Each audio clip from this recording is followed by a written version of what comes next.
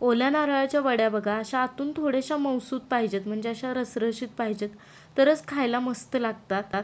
सुरुवातीला कढईमध्ये चमच्याभर तूप घातलं.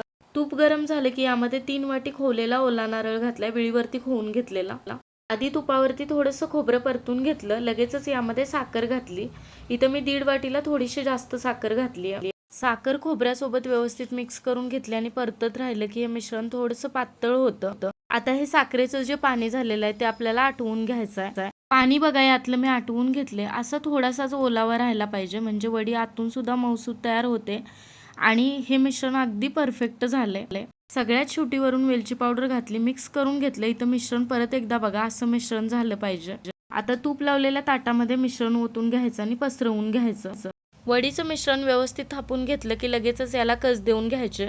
अशी वडी करून बघा, सेट व्हायला सुद्धा वेळ लागणार नाही आणि आतून जितकी मऊसूत असायला पाहिजे तितकी झाली आहे. वड्यांना कस देऊन मी 10 मिनिटं ठेवलं होतं. परत चाकूने वड्या कट करून घेतल्या आणि मस्त बघा सेट झाले.